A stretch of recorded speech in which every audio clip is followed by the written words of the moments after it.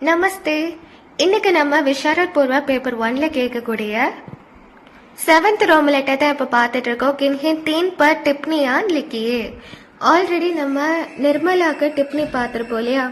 Like Uday பான்லால், GRM, Rukmini இதோட டிப்னி எல்லாம் பார்த்துருப்போம். அதே மாதிரி இந்த 7th ரோம் லெட்டரையும் நம்ம வந்து டிப்னி பார்த்துட்டு இருக்கோம். இல்லை 3 पर टिप्पणियां लिखिए அப்படின்னா ஏதாவது 3க்கு தான் நீங்கள் வந்து டிப்னி எழுத போறீங்க. இதுக்கு உங்களுக்கு 15 மார்க்ஸ் கிடைக்க போகுது. ஃபர்ஸ்ட் இப்போ நம்ம இந்த டெபுட்டி கலெக்டர் லெசன்ல இருக்கக்கூடிய டிப்னி தான் பார்க்க போறோம். டெபுட்டி கலெக்டரோட ஆத்தர் யாரு? அமர்காந்த் இல்லையா? இதோட டிப்னில நம்ம யாரை பத்தி பார்ப்போம்னா ஷகல்தீப் பாபு, அப்புறமா ஜமுனா. இதுக்கு நான் ஆல்ரெடி இந்த சாராங்ஷல எக்ஸ்பிளைன் பண்ண நோட்ஸ் இருக்கு இல்லையா? ஸோ அந்த நோட்ஸ் நீங்க படிச்சாலே போதும். அது இப்போ வரைக்கும் கூட எக்ஸ்பிளைன் பண்றேன். இதை நீங்க ஜஸ்ட் எழுதினாலே போதும். ஓகே, இப்போ நம்ம இந்த டெப்டி கலெக்டர் லெசன் தான் பார்த்துட்டு இருக்கோம். இதுல வந்து ஷகல்தீப் பாபுக்கும் ஜமுனாக்கும் எப்படி டிப்னி எழுதுக்கிறதுங்கிறத பார்க்கலாம். ஓகே, இந்த ஃபர்ஸ்ட் இந்த டெப்டி கலெக்டரோட ஆத்தர் யாரு? அமர்காந்த். ஓகே, பிரஸ்தாவனை அப்படின்னா நம்ம வந்து டெப்டி கலெக்டர் கஹானிக்கு ஆலோசனா கி ஜாதி ஹே. பிரஸ்தாவனா இன்ட்ரோடக்ஷன். இந்த டெபுட்டி கலெக்டர் லெசன் வந்து நம்மள ரொம்பவே திங்க் பண்ண வைக்கக்கூடிய ஒரு லெசன் சொல்லியிருக்காங்க. லேகக் பரிச்சயா இதெல்லாமே ஜஸ்ட் ஒரு இன்ட்ரோடக்ஷன் மாதிரி நீங்க கொடுங்க. ஓகே, அதாவது லேகக் அப்படின்னா ஆத்தர்ல என்ன சொல்லியிருப்பாங்க அப்படின்னா இந்த ஸ்டோரியோட ஆத்தர் யாருன்னா அமர்காந்த் அப்படின்னு மென்ஷன் பண்ணியிருப்பாங்க.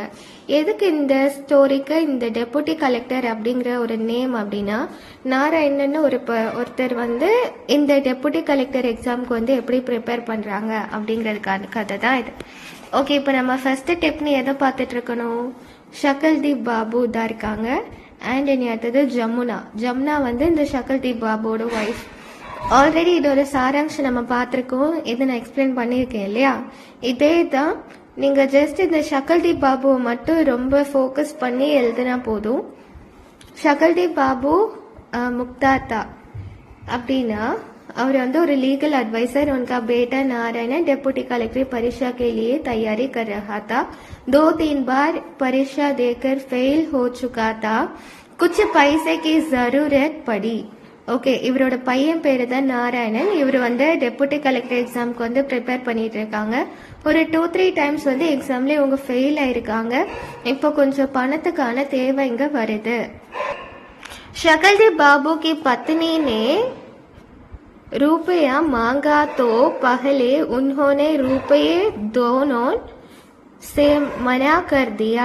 शकलदीप बाबू उन्होंने माफी मांगी. नारायण ने उसी दिन ஃபீஸ் और ஃபார்ம் भेज दिया. இங்க என்ன ஆகுது அப்படின்னா ஷகல்தீப் பாபுவோட ஒய்ஃப் ஜமுனா தான் செகண்ட் டிப்னி. ஸோ இதுல ஜமுனா டிப்னி கேட்கும் போச்சுல நீங்க ஜமுனாவை மட்டும் ரொம்ப ஃபோக்கஸ் பண்ணி எழுதணும். ஓகே, இதுதான் உங்களுக்கு ஸ்டோரி. ஷகல்தீப் பாபு கிட்ட வந்து அவங்களோட ஒய்ஃப் ஜமுனா என்ன கேட்பாங்க அப்படின்னா கொஞ்சம் ரூபா கேட்பாங்க. எதுக்கு அப்படின்னா அவங்களோட பையன் நாராயணன் வந்து ரொம்பவே ஃபீல் பண்ணியிருப்பாங்க. ஆல்ரெடி நம்ம நிறைய ஃபெயில் ஆயிட்டோம், இனி இப்பவும் போய் இந்த காசு கேட்குறோமேனு ரொம்ப ஒரு மாதிரி இருக்கும். அதுக்கப்புறமா ஃபர்ஸ்ட் ஷகல்தீப் பாபு வந்து தரமாட்டேன் அப்படின்னு சொன்னாங்க. அதுக்கப்புறமா சாரி கேட்டுட்டு கொடுத்துட்டாங்க. அந்த பணத்தை வச்சு நாராயணன் வந்து ஃபீஸும் இதை ஃபார்ம் अमाउंट पे பண்ண போவாங்க. काशी से डेप्यूटी कलेक्टर की परीक्षा का प्रवेश पत्र आया. அதாவது இவங்களுக்கு எக்ஸாம் எங்க நடக்குது அப்படின்னா காசியில நடக்குது. அதுக்கான இது அப்ளிகேஷன் ஃபார்ம் அது எல்லாத்தையுமே வாங்கி ஃபில் பண்ணிட்டு போயிருப்பாங்க. काशी से लौट आकर नारायण ने कहा कि उसने परीक्षा कुबल लिखी है. साक्षात्कार के लिए खारी गया. उसने साक्षात्कार काफी अच्छा दिया. कुछ समय बाद नतीजा निकला. नारायण को डेप्यूटी कलेक्टर जरूर मिलेगी. ஓகே, இங்க என்ன ஆகுது அப்படின்னா இன்டர்வியூ. சாட்சாத்கார் அப்படின்னா இன்டர்வியூ. அவர் வந்து இன்டர்வியூ அட்டன் பண்ண போவாங்க. இப்போ எக்ஸாம் எழுதிட்டு லாஸ்ட் ரவுண்ட் இன்டர்வியூ இருக்கும் இல்லையா? அதுவும் அதே காசியில நடந்திருக்கோம். அது போய் அட்டன் பண்ணுவாங்க. வீட்டில் வந்துட்டு நான் எக்ஸாம் நல்லா பண்ணேன் அப்படின்னு சொல்லியிருப்பாங்க. அதுக்கப்புறம் லாஸ்ட்ல என்ன ஆயிடும் அப்படின்னா நாராயணனுக்கு டெபுட்டி கலெக்டர் சீட்டும் கிடைச்சிரும். இந்த டிப்னி பொறுத்த வரைக்கும் நீங்க இந்த ஷகல்தீப் பாபுவை வந்து நீங்க மெயினா ஃபோக்கஸ் பண்ணி எழுதுவீங்க. அதுக்கப்புறம் ஜமுனா டிப்னி கேட்டாங்க அப்படின்னா ஜமுனா அவங்களோட ஒய்ஃப் பத்னிகா நாம் ஜமுனா அப்படின்னு போட்டுட்டு இந்த ஸ்டோரி எல்லாமே எழுதுங்க.